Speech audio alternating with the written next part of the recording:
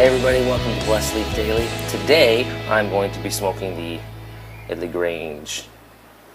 This is a great cigar. First time I ever had it, John Huber actually gave it to me personally at IPCPR, and I was grateful.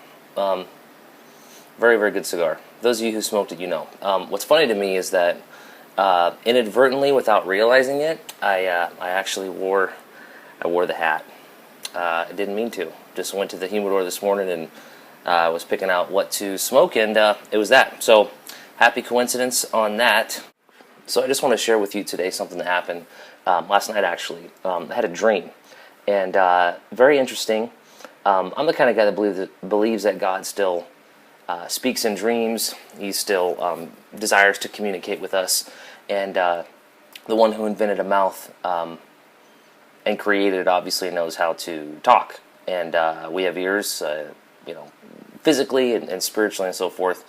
And he's designed us to be able to hear him. So anyway, last night I had a dream, and it was a little bit different. And I woke up and I was thinking about it and trying to get the message the Lord was trying to communicate to me. So let me tell you the dream. In the dream, my kids weren't in, my two oldest kids, Trinity and Asher. And they are 9, Trinity is 9, and Asher is 6 years old. And they're very good kids. We believe in discipline, so they're very obedient. We can take them out in public, go to restaurants. My kids aren't out of control. They're kids, obviously, but they have good parents. Let me just say that. So in this dream, they were just fine. They were like how they normally are. We're out and about. And then this third kid, I guess, came into the equation and started playing with Trinity and Asher, and basically they became completely disobedient. When I told them to come over to me, they ignored me based on the influence of this third child that was in their little play group or whatever. So I actually started chasing them in the dream, and they were running away from me, and my voice got louder and louder and louder and more stern, and I just became beside myself because my kids were not only being disobedient, they were being just flat out rebellious, which is not them at all. Nice. So in this dream, I finally caught this third kid and got rid of him, and I went and talked to my two in the dream, and They were just very rebellious. And anyway, I woke up. That was pretty much the dream. So in my mind, I went to the Lord, and I was like, as I was laying on my bed, just praying in my mind, and I was like, Lord, are you trying to tell me that there's some sort of threat I need to look out with my kids? What are you trying to communicate to me here? Because obviously, as a dad, I'm the prophet, priest, and king of my house. I'm the head of the household. The spiritual responsibility lies with me. So when I have dreams like that, it's, I want to pay attention, especially when it involves my children. Well, here's what the Lord told me. The Lord told me that it wasn't about my actual children. It was about His children, and that I was supposed to share this on what we're doing right now. And so here's kind of the night parable that the Lord communicated to me. He has kids out there that He's been so good to. And actually, the part I forgot in my dream was when I was talking to my kids right at the end, I said, Dad loves you more than anything. And all your life, I've taken care of you, I've protected you, I've loved you more than I've loved myself with an undying love.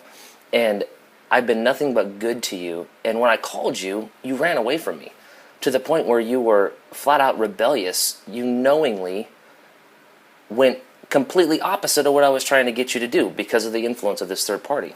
And so once the Lord showed me, this is exactly how my kids are, or people are, that God has been nothing but good to them. He's provided for them, even when they didn't know Him. Even when they weren't serving Him, He was still providing. He was still protecting. His hand was still on their life. I mean, some of you out there, you might be able to look back at the time in your life before maybe you were serving the Lord, or maybe you're not right now, but you don't have that relationship with Him, but there's still moments in time where you can see that His hand was moving. Maybe He protected you in a car accident, or an instance where you should have died or something bad should have happened and he guarded you. And you know it was God. Or times when he's provided for you. I mean, clothing and shelter and food and just everything that he does. The jobs we have, the good people he brings into our lives, our families and our friends and all that stuff. Every good and perfect gift, it comes from God. And so basically what he was showing me was that there are people he's been so good to, his children he's been so good to, and yet because of the influence of this third person, obviously that's representative of the devil, they not only become disobedient, but they become flat out rebellious to him. And at the end of this dream, my heart was broken, and I woke up. I was angry, but I was really, really sad because, sometimes you have dreams and they're really, they're real to you. It's like they're really happening, and the emotions are still, there's still that residue there. They're still resident in your consciousness, and I could really feel that the pain of that, and I just wanted to share that with you today. If you're out there and you're running away from the Lord's got nothing but good intentions for you. He's got nothing but plans to give you a hope, plans to give you a future. There's a lot of things that happen in our lives, and they're negative and they're bad, and we don't understand them. And the devil and just religious mindsets of not understanding make it a point to blame God for this stuff when it's not God's fault. And God's not the problem. He's the solution to the problem. Most of the time things get messed up in our life because people make bad decisions. If we would have just obeyed the Lord to start with, we would have been fine. But he bears the brunt of the blame and all that stuff. So let me just encourage you today. God is the solution to your problems. Don't run away from him.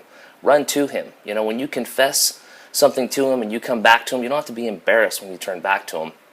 I've heard someone say one time, when you confess that thing to the Lord and when you repent, that's not when he found out about it. That's when you actually got rid of it. So today, if there's anything in your life, as you're sitting there smoking a cigar or watching this, any area that you're running away from the Lord, just remember this little night parable that God gave me. As a dad would chase the children that he loves because he's got nothing but good intentions for them, turn back to God. Don't let that third voice in the conversation mess that amazing relationship. Don't let it mess up that amazing relationship you have with God. It's not worth it. So, hope you're doing good today. Remember, follow us on Instagram and Twitter at blessed_leaf, and post a comment here on the website or wherever you're watching this, unless I've disabled the comments, which is possible. And have yourself a good cigar today. God bless you.